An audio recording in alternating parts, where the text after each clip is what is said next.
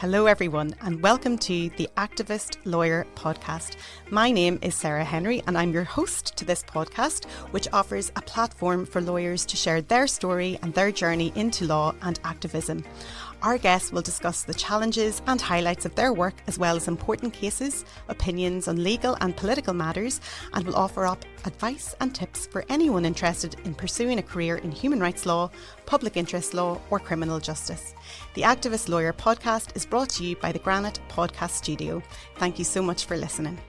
I'm joined on the podcast today by Eitan Diamond, who is an international lawyer specialising in international humanitarian law and international human rights law. He serves as manager and senior legal expert at the IHL Centre, overseeing its work in the Israeli-Palestinian context. He also serves on the managerial boards of the NGOs Public Committee against torture in Israel and Parents Against Child Detention, and on the editorial board of the Journal of International Humanitarian Legal Studies. Now, he's also very widely published and engages in academic research on IHL-related themes. He has also been an expert consultant for organisations like UNICEF and the Office of the High Commissioner for Human Rights, as well as previously working with the NGO B'Tselem. This is a truly insightful, informative and incredibly candid interview with Eitan. I took a huge amount from it, and I think it's important for all of us to listen into what is discussed. But if you're at all interested in working in international humanitarian law or international human rights law, we talk about the difference between the two, this is really a must listen. And much of our discourse is based around what's currently happening on the question of Palestine and the occupied territories, and his organisation's observation of violations of human rights and indeed laws under both frameworks. It does form a formidable part of his work. So I'll stop talking and ask that you listen in, and please enjoy this episode and share and review, and also check the show notes where we will be sharing important links discussed in today's episode. Eitan Diamond, thank you for joining me on the Activist Lawyer podcast. Welcome. Thanks so much for the invitation. I'm happy to be here. Brilliant. Now, before we get into your work, I'm wondering, could you take us back a little bit in time to share, I suppose, your journey into law, what inspired you, and why did you come to specialise in international humanitarian law and international human rights law? That will be quite far back in time, actually, unfortunately, at this point. Maybe I'll preface by saying that I am now very, very invested in the work that I do at kind of every level. So it's very central for me as a kind of political, ideological concern. Emotionally, actually, I'm invested in this work, intellectually, at every level.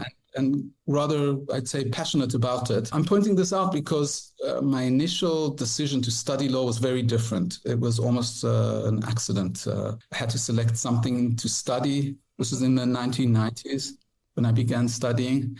And I was told by some people that it's a useful kind of degree to have, and you can find, if you don't really know what you want to do now, then that's kind of, I don't know if that's true anymore, but at the time, at least, that was the advice that I got. So I sort of went into this field. And part of the reason that the reality was really different then in the context where I was studying law was that this was actually a really optimistic period, or at least it felt optimistic for me at the time. The Cold War had ended a few years beforehand, so this big preoccupation that everybody around me had while I was a child and a teenager had ceased to be a source of concern. I'm originally from apartheid South Africa. We had left South Africa to get away from that regime, and apartheid had ended. So that was really a source of optimism. And in the context where we were living at the time in Israel, there was also ground, at least it seemed to me, a reason for optimism, because there were these peace negotiations that had been ongoing for some time. And we believed that, I'm probably speaking about Israelis living in the Israeli-Palestinian context. I think for Palestinians, the picture looked a little less rosy. But on the Israeli side, for a long time, we were sure that we were sort of following this inevitable path towards peace. And with that in mind, I was sort of looking for a career that would allow me to, find my way in this world that seems so promising. Mm-hmm. I finished my studies at a time that coincided with the outbreak of the second Intifada in Israel in late 2000, and that had a really significant impact on me.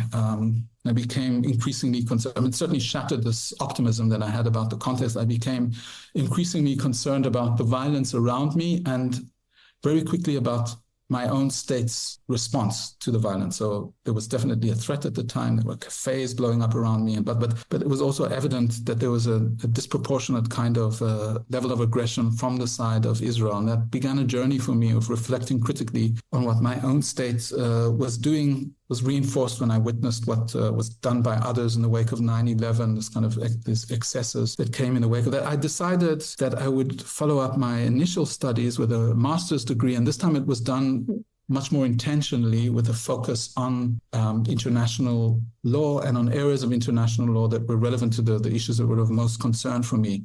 So I studied in the UK at the London School of Economics and took courses focused on the law of armed conflict and human rights law. So there was already a kind of orientation. And when I returned to Israel subsequently, I joined a human rights organization called B'Tselem. I worked there for a couple of years doing human rights advocacy work and research. So being involved in this kind of very outspoken effort to call out violations that we witnessed. And after that, I began working for the International Committee of the Red Cross, which has a different mode of operations. It has a kind of confidential dialogue with the authorities where you engage in this very detailed technical discussion about the law. That gave me another perspective on this area of law. And so there were many stops subsequently, but this is how it began. So really it was your circumstances as well and what was happening around you shaped your career as such, and you're still there. You're now manager and senior legal expert at the IHL Centre, overseeing its work concerning the Israeli-Palestinian context.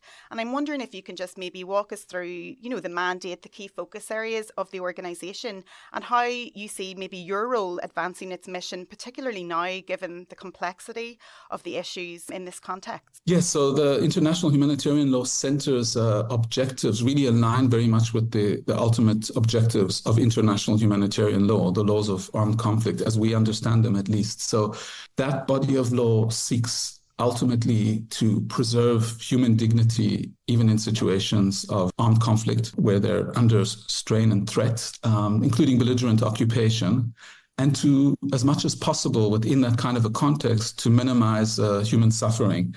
And we try to promote those same objectives by promoting respect for international humanitarian law by the duty bearers operating in the context. A challenge that we have is that we don't have direct access and certainly not direct influence over the duty bearers. So in our case, it would be primarily the Israeli authorities, in some cases also Palestinian armed groups who are engaged in clashes with Israel. And so since we don't have a capacity to influence these actors directly, what we try to do is to engage with other parties who can, at least we hope, influence the way they behave and who would be motivated to do so. So this includes primarily, from our perspective, third states operating in the context, third states who have a commitment to not only to respect international humanitarian law themselves, but also to ensure respect for this body of law by others. So we try to impress upon these actors that violations are being committed. We do this by analyzing the law and applying the law to the facts and then demonstrating where violations have occurred. We published quite extensively on this, and then we engaged in advocacy and awareness raising with those kinds of actors, with the diplomatic communities, with the foreign ministry,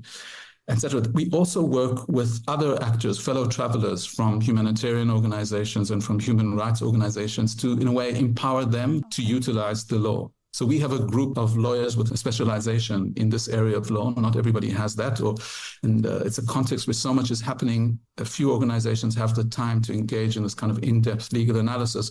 So we do that, and we share our findings with human rights organizations operating in the context, humanitarian organizations, with an effort to kind of enable them to utilize the law to protect people. We also do work that we call capacity building. So we do trainings in international humanitarian law for various types of stakeholders operating in the context. So that would include representatives of states in a context, diplomats, for example.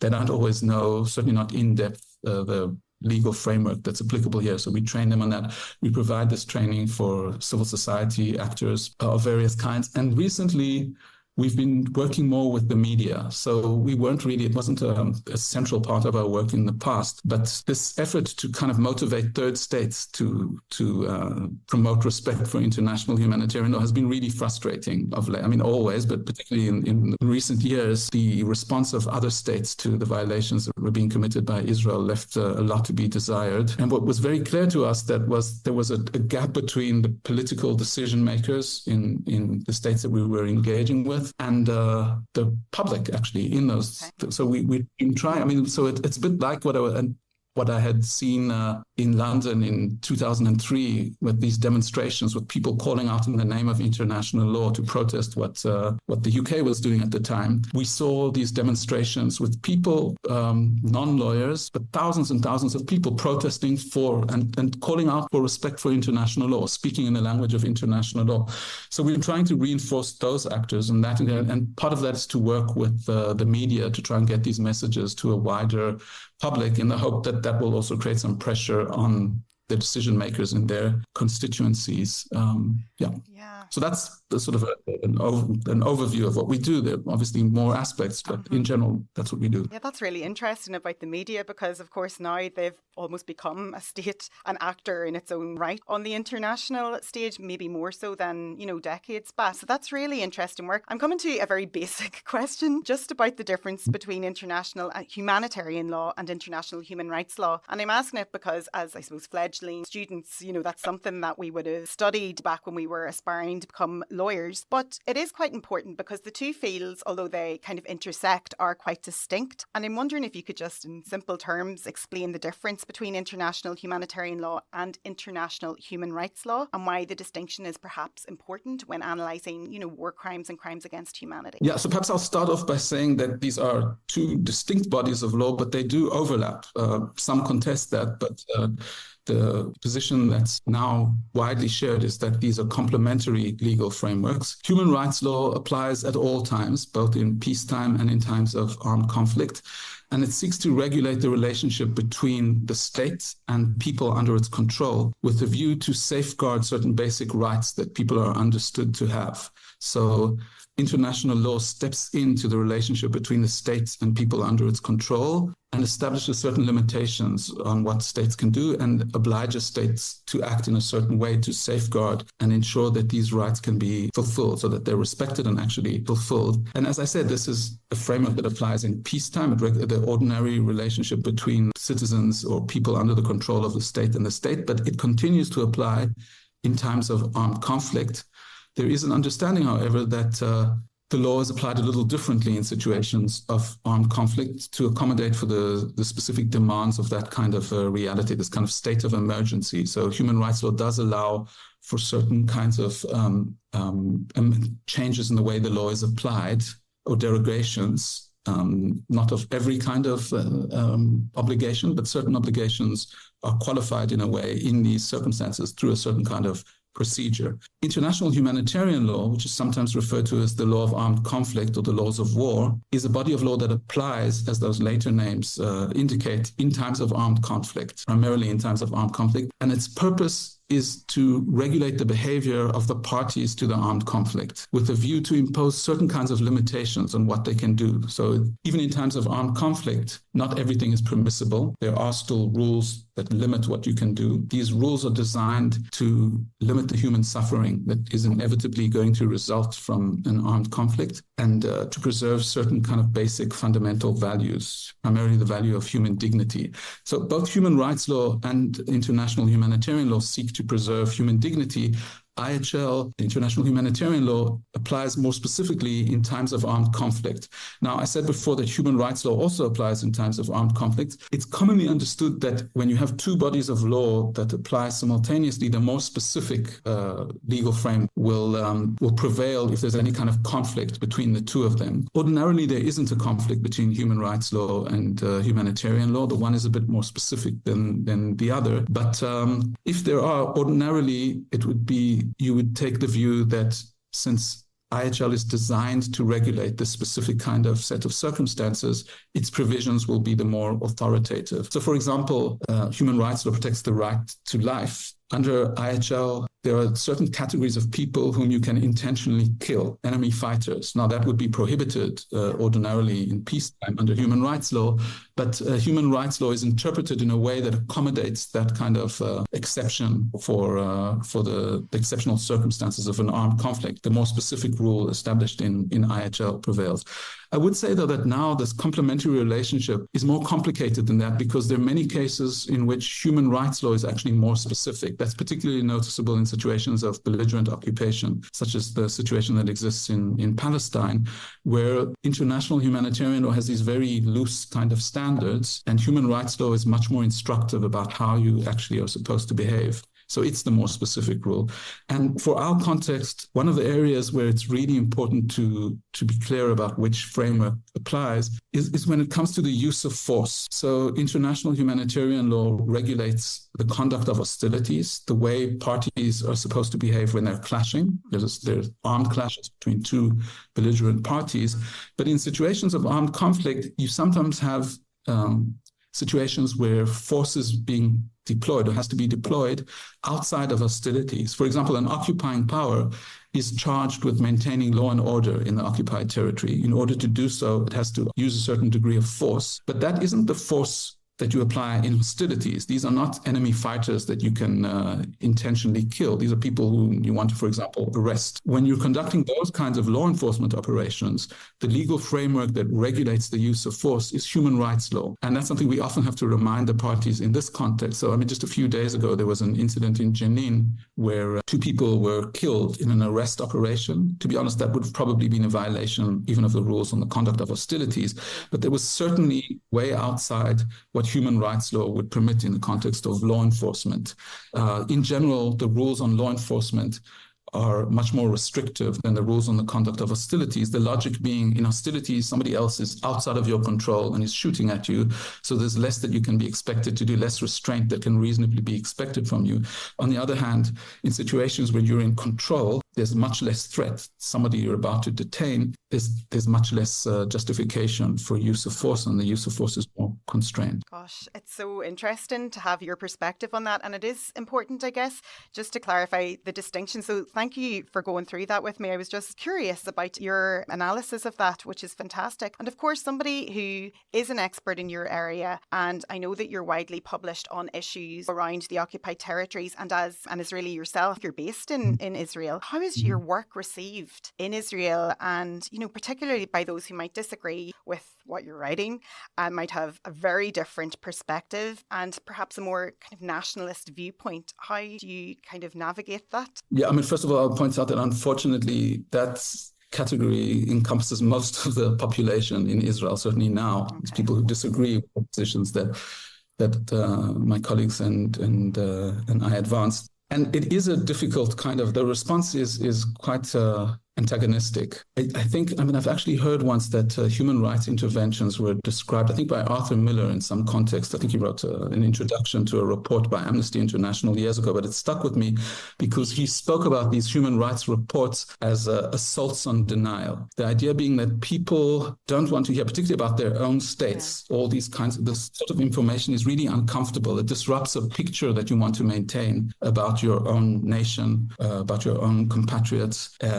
In this case, it complicates a narrative that most Israelis are very committed to, and the sort of education system and wider culture reinforces this idea of a state that's, you still hear people speaking about the most moral army in the world, unbelievably, after what we've been witnessing.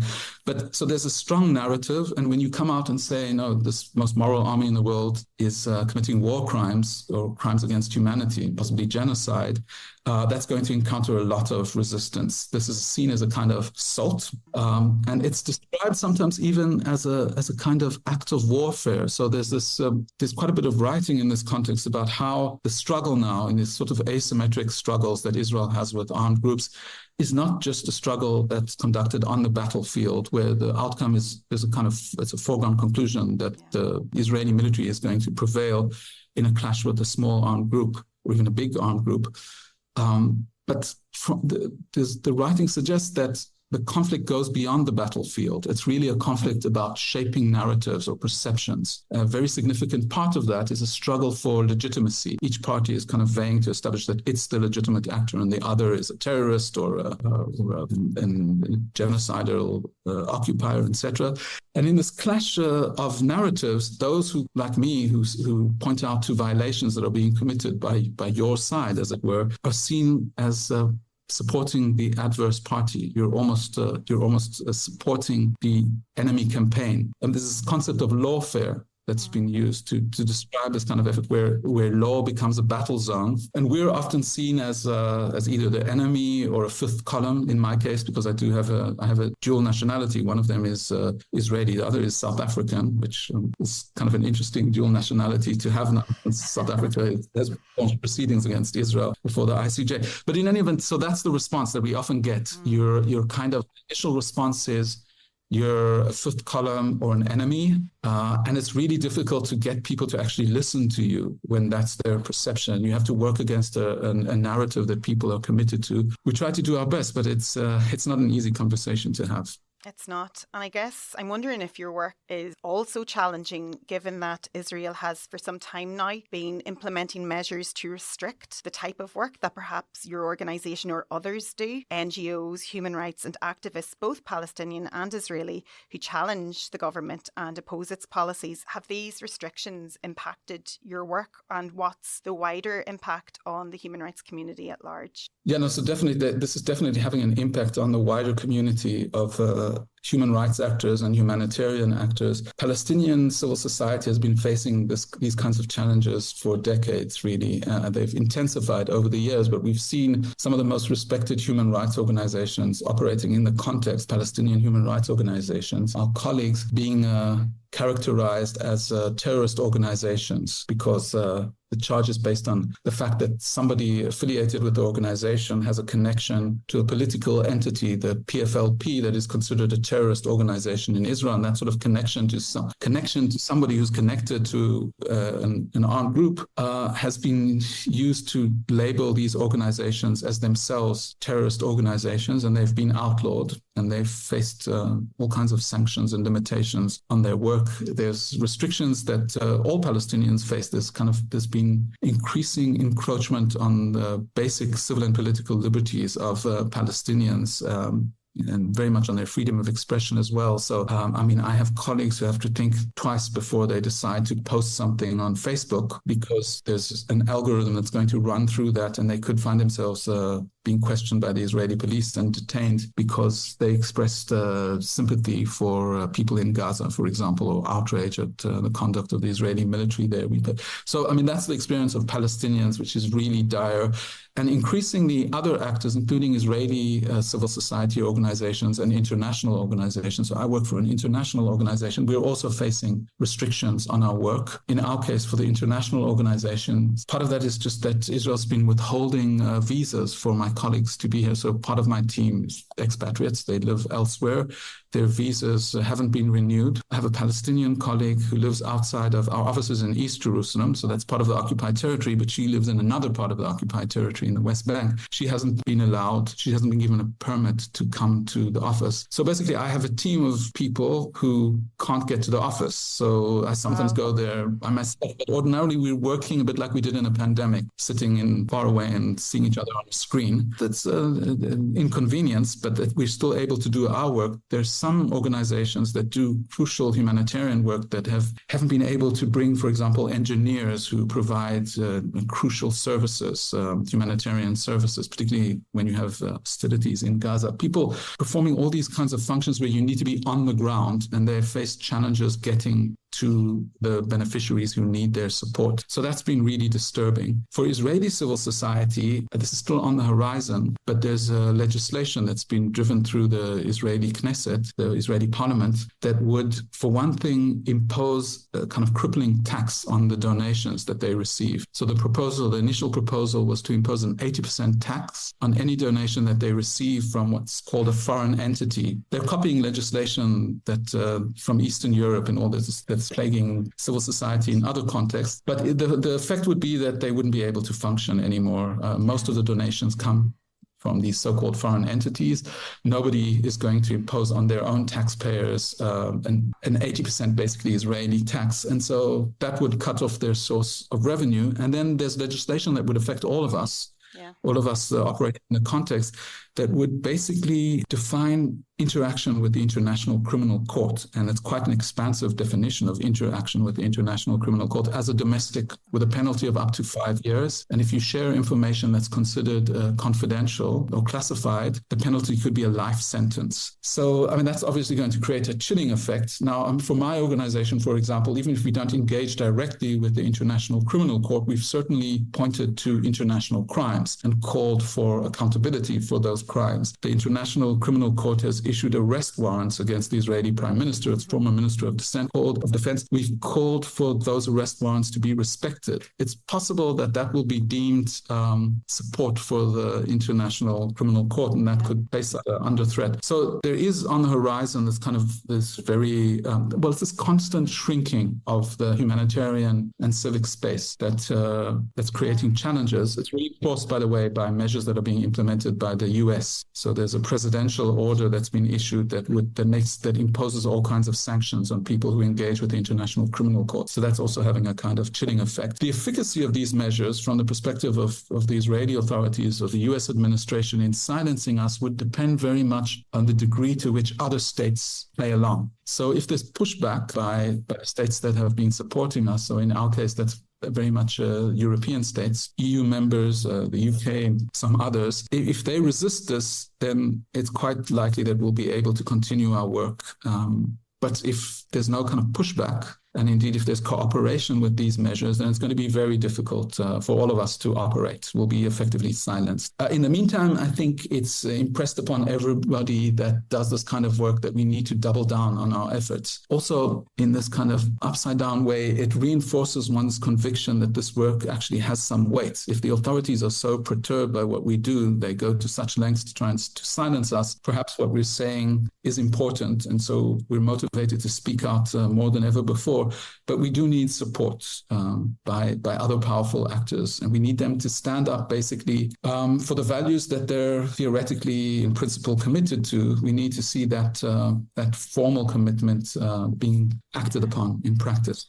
My goodness. Well, I mean, what you've just described, I think many of us are aware of some restrictions and, but it's not widely known how restrictive the situation is. I mean, it's quite dystopian when you listen to how you've gone through the various impacts that could potentially be imposed on organisations and on people. So hopefully, you do get that support, and that's crucial that you do, and that the other organisations, particularly those working on the ground in humanitarian capacities, because that's very, very worrying. So bringing us back a little bit, I'm bringing up Ireland here because it's a hot topic at the moment.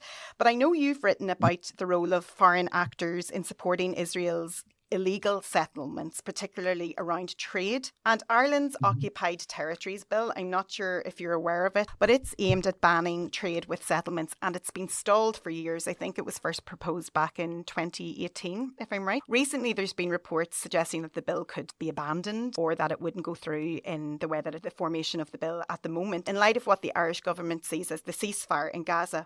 But what, in general, is your view of the role of international trade in sustaining illegal settlements? And what would ceasing trade in the circumstances proposed do? What impact would that have on Israel? I'll answer that in a moment. I think it would be very important. But just this it's really troubling to hear that the ceasefire, very kind of fragile ceasefire, that is being seen as a justification for not following through with these measures. But there's a real serious concern that this precarious kind of promise of peace, it's almost a mirage of peace. The ceasefire is very fragile. There are many problematic aspects of it. That this mirage of peace will be seen as a justification to abandon calls for justice is really disturbing. And I think it's important to push back against that. Now, I would say that the ban is something that justice demands. It's not just me saying so. It's the International Court of Justice that has pronounced that Israel's continued presence in the occupied Palestinian territory is unlawful and should end as rapidly as possible. The court said that in July 2024. The UN General Assembly shortly thereafter issued a resolution that said that the occupation should end a year after that resolution. That would be in September of 25. We've passed that date, and obviously the occupation has continued. Not only that, it's actually intensified. So it's been further entrenched, and this displacement and dispossession of Palestinians has intensified in the months since that advisory opinion was issued. In its advisory opinion, the court understood that it was very unlikely that Israel would disengage from the Palestinian territory just because it said it's unlawful for it to continue to be there. Mm-hmm. And so the court also spoke about the obligations of third parties, including third states. What the court did was really just to repeat basic principles of international law. So basic principles regarding the responsibility of third states in response to violations of international law, in particular in response to violations of the most fundamental norms of international law, these peremptory norms of international law, such as the right to self-determination of a people, which is being violated, and the court had found it's being violated by Israel. And in response to these kinds of violations, there's some obligations that third states have, and the court outlined what those are. Most basically, you're not supposed to recognize an unlawful situation as being lawful, and you're supposed to behave in a way that clarifies that you don't recognize the situation as being lawful. So you don't treat this territory that's unlawfully occupied by Israel as being part of Israel. You don't maintain, among other things, trade relations that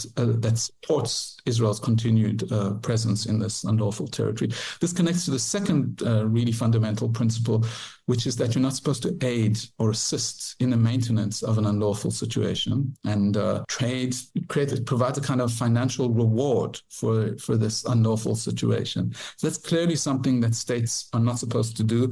They're also supposed to cooperate among themselves to bring about an end to this unlawful situation. These are these responsibilities that they have. And the Irish Bull was actually one of the examples that all of us on the ground were pointing to as an example that everybody else should follow. It perhaps didn't exhaust all the measures that you're supposed to impose, but this wasn't. This was something that was merely doing what everybody is supposed to do in response to this illegality. So it would be really unfortunate if Ireland would not go through with this. There are also obligations that arise from international humanitarian law directly. So Israel's practices in the occupied Palestinian territory violates pretty much every norm of the law of occupation, which is an area of international humanitarian law. And states have an obligation in the very first provision of all of the Geneva Conventions to respect and ensure respect for international humanitarian law, for the Geneva Conventions. The obligation to ensure respect means that you have to act with due diligence, to do what you can to ensure that other states respect their obligations. And the bill that Ireland was going to introduce is quite an effective way of discharging that obligation. So we really hope that the bill will go through and that others will follow suit and that we won't go in the opposite direction. And really to see the ceasefire being used as an excuse not to do this, it also has nothing to do with the violations that the ban was respond to. So, I mean, to reward Israel for stopping its onslaught on Gaza by allowing it to maintain its illegal occupation of the rest of the Palestinian territory without any kind of ramifications is really troubling.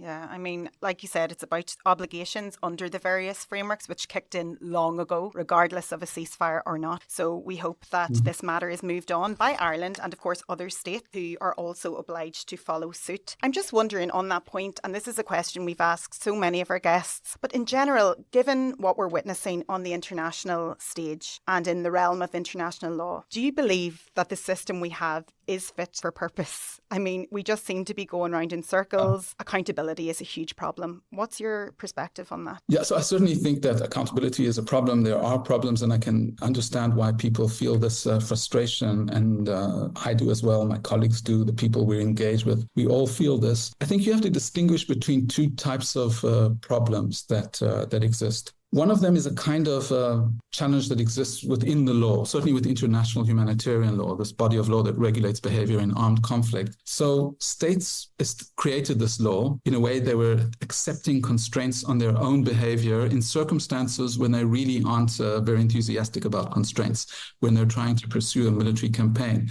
And so this happened, it advanced at certain kind of historical moments when there was a kind of constellation that created motivation for states or pressure on states to accept some of these constraints, in particular after the Second World War. So there was a motivation to establish the Geneva Conventions, including a new Fourth Geneva Convention that establishes protections for civilians. Later on, it was in the late 70s, there was additional protocols that were established, which creates, or at least they put in treaty form principles that had been accepted beforehand, but now they're part of a treaty that regulates the behavior of the belligerents in armed conflict.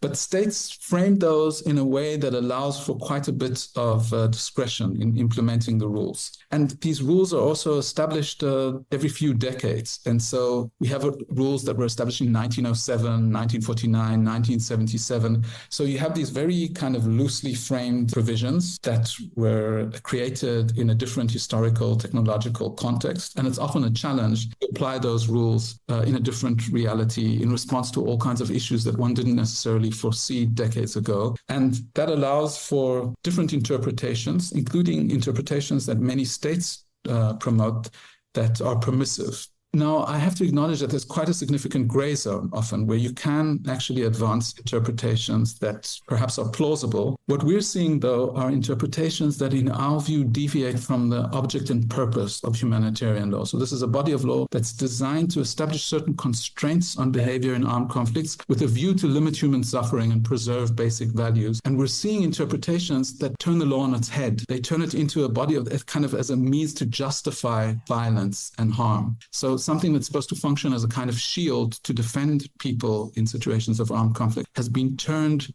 through these overexpansive interpretations, bad faith interpretations, into a sword, a justification for it. So a kind of excuse for visiting harm on people. When it comes to, so that's a challenge that one has to respond to through interpretation of the law. You have to push back against these interpretations. And there we do what we can. Other actors in civil society play a really important role there. The academy does. I think that's why, a lot of us also engage in academic writing, because we're trying to influence the way the law is interpreted and to point out when there are these abusive kinds of interpretations. The most crucial role is the role of those who actually have authority to create international humanitarian law, and that's states. So it's really crucial that states that actually have a commitment to the underlying values that this body of law is supposed to protect, will protect the law, will resist interpretations. So if Israel advances in interpretation, for example, that suggests that endangering 300 civilians in order to target one enemy fighter is a reasonable interpretation of the principle of proportionality,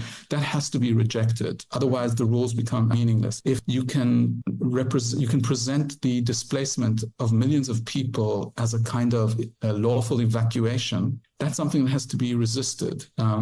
So there's a need to respond to those kinds of interpretations. And there, yes, it is disappointing to see states that are not pushing back, but I think there's a lot of work that has to be done within the law. So that's one kind of challenge. The other challenge, and I suppose it's a bigger challenge and the source of more frustration, is not because of some problems that are internal to the law, but rather because of political causes, a lack of political will, basically, to adhere to these norms. That's the biggest challenge that we face now. And the situation has deteriorated greatly when you have the most powerful nation on earth being led by an administration that now more than ever before is demonstrating kind of blatant defiance of these norms. Kind of indifference or antagonism towards these rules. Israel kind of hovers between those expansive interpretations on the one hand that the Israeli lawyers develop, but the Israeli public officials, including the most senior public officials, exhibit the same kind of defiance that you see in the US now. So you're seeing a similar approach by Russia. All these kinds of really influential actors who are involved in one way or another in armed conflict now are not respecting the law, are exhibiting a kind of indifference to the law, openly defying it. And that really poses an obligation on other states if they have any interest in maintaining a law-based global order. And you would think that other states would have such an interest, for example, Russia's neighbors. But they want to maintain that order, and you have to stand up and insist on these principles, and you have to do it consistently. You can't say that's a terrible act of aggression by Russia, and then at the same time witness hostilities unfolding in Gaza where tens of thousands of people are being killed in ways that clearly constitute international crimes, and you just stay silent because it's politically inconvenient to insist on these principles because you don't want to annoy the Americans. Because so I mean, it's and there I think the role of civil society is crucial. There has to be some pushback. What has been a bit reassuring for me is to see that the civil servants that I engage with at every level, so the diplomats, they have to be diplomatic, so they have to present their states. They can't kind of openly defy their political decision makers, but the diplomats, the people on the ground, you can sense how frustrated so many people, even in civil service, are about these attitudes. And so much of the public is frustrated by this, appalled by these responses. All of us have to push back and try to correct course, because otherwise the Putins and Netanyahus and Trumps of the world are going to dismantle this system. Yeah, I think it's that failure to apply consistency is where people are most frustrated and angry at this stage. But of course, as you said, we must push on, and it's good that you... Just on that, I mean, just say, I mean, that it doesn't look like law if you it's so transparently political. If you turn to the law when it's convenient and disregard it otherwise, the law disappears. It becomes just a political vessel, and it will be useless then. Yeah, it feels like that at times. But of course, your work is critical in this, and many, many others. And civic society as well has a large part to play in that, which you mentioned. But I'm wondering, of course, your work predates recent events. And from your perspective on the ground, what are you seeing in terms of how life and how the situation for Palestinians has changed since the genocide in Gaza? And how have developments in Gaza maybe affected kind of the broader Palestinian struggle, including the West Bank that we're hearing awful reports from now, and particularly with the expansion of illegal settlements and the accompanying violence? Is it a case that we're able to turn a blind eye to what's going on because of the focus being on Gaza, or what has that opened up more impunity where Israel is concerned? No, so the situation has deteriorated a great deal. I mean, there has been a deterioration since I began doing this work, I must say. So there were issues that I was concerned about when I began to do this work. Part of it, my concerns increased as I acquired more knowledge, actually, of what Palestinians were experiencing. So as an Israeli, the information that you're exposed to is a little different. But through time, so for example, I mentioned before that I come from South Africa originally, but I didn't associate, many Palestinians did, but it took a while for me to accept that the label of apartheid was a fitting label for the situation that existed in the Palestinian territory, that Israel was imposing a regime of apartheid. We've long passed that point. I think all of us doing this in the context have accepted outrage and shock that there is an apartheid reality in this context, that prohibition is being violated, and things have continuously deteriorated. The idea that Israel, a country that defines itself as a sort of nation that emerged from the ashes of the Holocaust, that's the kind of narrative that this state would plausibly be charged with committing genocide. That was something that was inconceivable for me. And actually, when the allegations of genocide began to emerge early on in the hostilities, it was difficult for me and many others from this context to accept that. But it's become impossible not to. You hear the rhetoric that's coming from Israeli officials, you marry that with the practices on the ground, and it's hard not to reach that conclusion. So the situation in Gaza is worse than I ever imagined it could possibly be. It reached these depths that were unfathomable beforehand. And while that was unfolding, as you were suggesting, with the world's focus on Gaza, the situation in the West Bank has deteriorated more than ever before. Across the board in Israel, there's been a kind of, I suppose this is connected with these concerns about genocide. There's this entrenchment of an attitude towards Palestinians that dehumanizes them. Palestinians are, and that's when you have this kind of culture of that treats another group of people in a way that doesn't recognize their humanity. That's a recipe for the most awful kinds of human practices. And when on top of that, there's a total lack of accountability for those who behave in an abusive manner, what you get is a kind of culture of impunity. And more than impunity, the norms are upset. So what an average, certainly Israeli soldier believes to be the correct mode of behavior is reinforced by what they see around them. This is how you behave. They understand that this is how you behave. Nobody gets punished for doing this. On the contrary, this is seen as, commendable sorts of behavior. And that sets in place these kinds of norms of behavior, which, so you have norms of behavior for these soldiers that actually constitute the most serious violations of international law. And we're seeing that spreading from Gaza into the West Bank. So practices such as forced displacement of whole communities, the kind of bulldozing of whole inhabited areas, systematic kind of destruction of property. These are things that happened on a smaller scale beforehand, but the level of violence and disregard for their rights, for the law that's supposed to protect them, settler violence has increased, and it has so much of a backing from this kind of official acquiescence to this violence, which is driving communities from their land, displacing people. So, the situation is appalling, worse than it's ever been. And then at the same time, I think it's in a way connects to the sense of frustration with international law that many people have.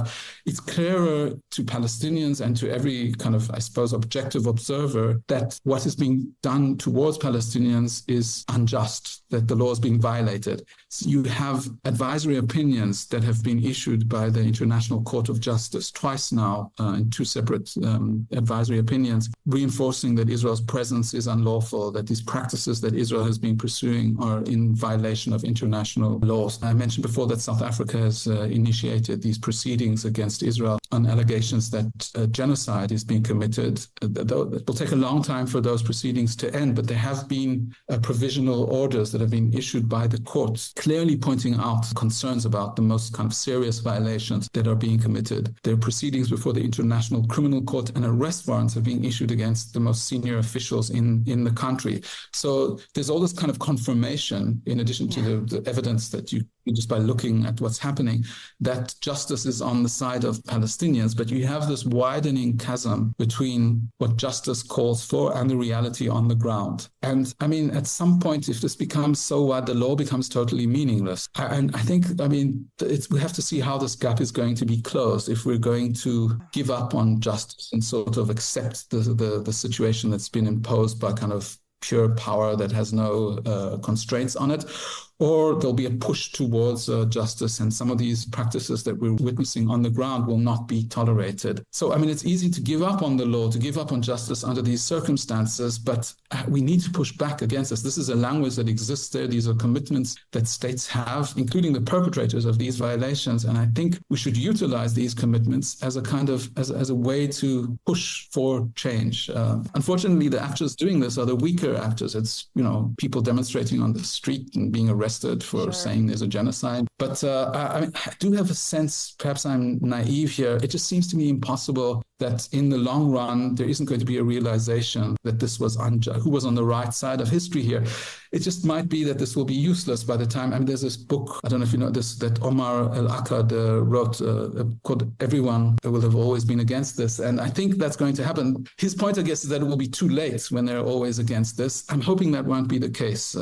In South Africa, by the way, I must mention that it was interesting for me to visit apartheid South Africa and then post-apartheid South Africa after a short interval. And suddenly, in 1995, when I visited, everyone was always against apartheid. Everyone had completely kind of accepted the new norms. I'm hoping we'll get there in this context, but hopefully we'll get there before it's too late. I think we have to be actively engaged in trying to get to that point. We've no option. And as you say, we need those with power to hear that and to push forward and push against what's happening. But your work is so challenging and so difficult, but also very interesting, I'd imagine. And I guess you're working from going through the different scenarios that you've just spoken about. There's probably not a day that's the same. And I'm wondering for anybody who's listening, Eitan, that might be interested in getting into your line of work and pursuing a career in international humanitarian law at whatever level, what advice might you have for somebody who would like to get involved in this work? Yeah, you might not be surprised that I get that question every now and again. Sure. So I'm interested. It's interesting work. It's work that's rewarding at multiple levels, not necessarily financially always, but for some people even in that regard. But it is also, I suppose, like many fields nowadays, quite difficult to get into. There are more people who want to do this work than the positions that are actually out there. And so what I think that requires for people who want to get into, well, first of all, I think you really have to want to do it. It requires a level of kind of dedication and commitment to do this work properly. And then I think you have to be, for one thing, kind of creative in breaking into the field. So creative in seeking out opportunities, which are not so easy to come by. One of the ways that you can do so, this is a bit frustrating, but is to volunteer. So we have a policy, we wouldn't employ somebody without pay, but others do. I mean, at least to do advocacy in a kind of, and that's important. I mean, that can be a useful way of getting your foot into the door and to acquire some experience that will create a distinction between you and other people who are looking to get into the field. I think it's really useful to try and engage in the kind of wider discourse. So nowadays you can try to publish on blogs, for example. There are all these kinds of opportunities for that. If we see a CV of somebody who's already kind of published on one of these blogs, it gives you a little bit of an advantage. I think, a lot of the people working in this field are very busy, but most people out there generally, people who want to do humanitarian work, I don't know if it's universally true, but they're not, generally speaking, the nastiest kind of bunch. So these are people you can approach, and often they'd be if you seek advice from them, they'll be quite willing to provide that advice, to provide some support. And that's useful both because they might actually have advice that's useful, but also because you have to kind of build relationships to get into the field. It creates a bit of a distinction. If somebody actually knows who you are, they begin to.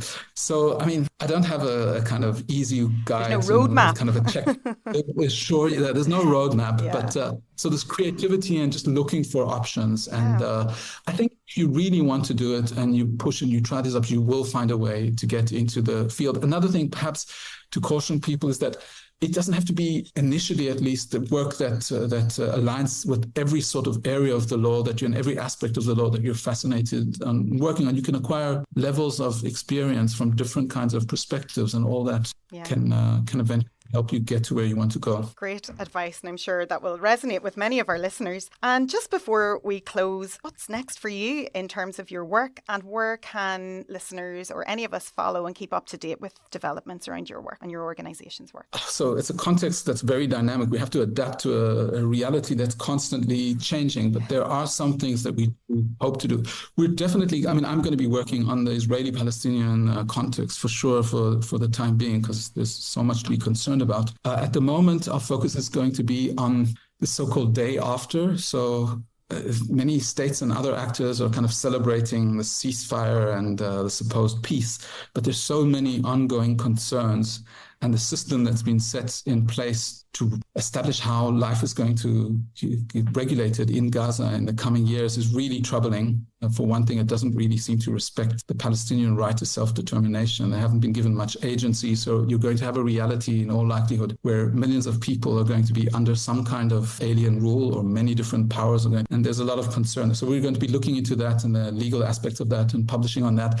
And then the fact that the hostilities have ended for us doesn't mean that you can draw a kind of clean slate and disregard all the violations that were committed in years of hostilities. So we're going to be pushing for remedies for those, and also to expose the violations. Many haven't been addressed sufficiently, so that's going to be a preoccupation for us. I mean, I could go on. There's a long list. I can say this might be me personally in my own kind of more academic research.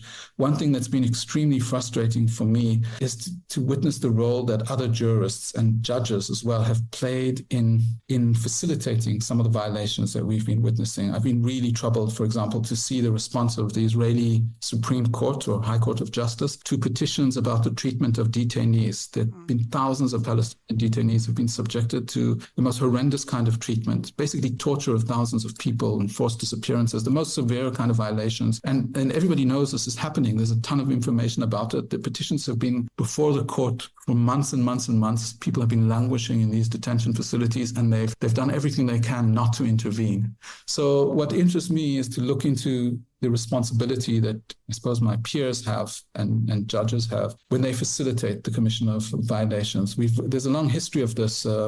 Judges were put on trial in the Nuremberg tribunal, and we've seen lawyers accused of being responsible for some of the abuses that were committed against detainees in the wake of 9/11 in many other contexts. Right. Yeah. So I want to look into that, and that will have a wider application than just in this context. Unfortunately, we're seeing it in we're seeing ships being attacked by the US now in the open seas in circumstances that are indefensible, basically acts of murder, and these are also being sanctioned in some way or another by lawyers, it seems. So just to insist on the responsibility, I think we as lawyers should also know that we're responsible for the advice that we give. It's not just the decision maker who will facilitate this wrongdoing. So so that's one thing I plan to be aware. And there's a lot more. There's unfortunately a long list of issues to be concerned with in the world and in the context that I'm focused on. Unfortunately, and plenty of work out there. But I'd like to thank you for sharing your work with us today, for being so candid and so open and discussing points there that are really important for both our listeners, non-lawyers and lawyers alike, I think. You asked before about how to kind of follow our work.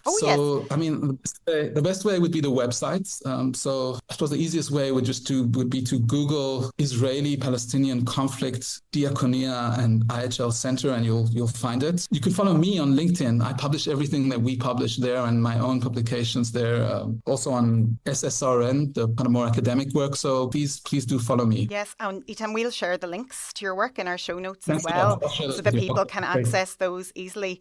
But again, thank you so much for joining me today. It's been an absolute pleasure to speak with you, and I hope to follow your work and the work of your organisation going forward. Thanks a lot, and thanks also for this podcast. I enjoy listening to it, and great work. So really appreciate it. Take care. Thank you.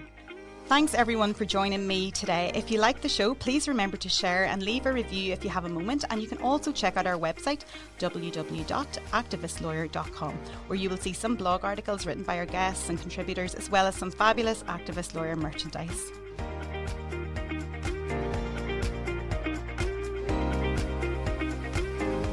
This podcast was recorded in Granite Podcast Studio.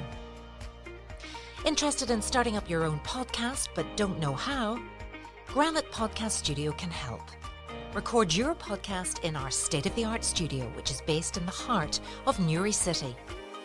Our studio has cutting-edge and user-friendly technology and can seat up to 4 people. We also provide an editing service for our team, using your guidance and editing notes to provide you with a flawless finished product, leaving your listeners wanting more. For more information on how you can get started, visit www.granitepodcaststudio.com.